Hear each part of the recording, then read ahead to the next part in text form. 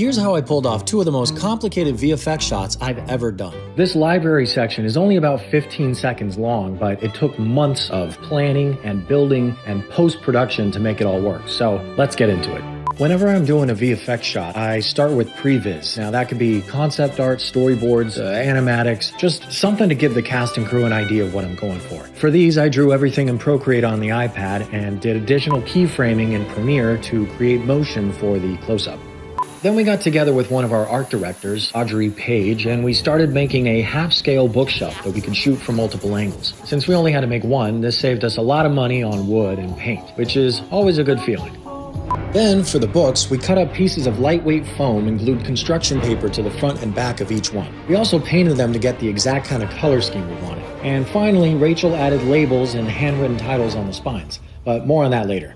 We used an overhead map to determine where the bookshelf would need to be placed for each angle. But when it came time to shoot, we only had enough books to fill the top half. This meant we had to get each angle twice, once with the books on the top rows, and then again with the books down below. This way I could stitch them together later. Then it was time to film the actors. For the people downstairs, we put the camera on a ladder so we could get this high angle and had them pretend to pull books off the shelves. Upstairs, we had people sitting at a table while Roberto pushes a cart through frame, all shot in slow-mo. Now, we started to realize pretty quickly that the handwritten look just wasn't going to be realistic enough for this sequence, so I had to go into Photoshop and create new spines for every single book. I even had to update the Dewey Decimal numbers, and yeah, that took a while. I made the floor and ceiling in Photoshop, plus the alphabetical signage, then layered everything together in After Effects. Then, I layered in the slow-mo green screen footage of the actors, basically the same way you would place characters in 2D animation with a multi-plane camera. Finally, I added a foreground layer to cover up the seams and did the final color correction and filters.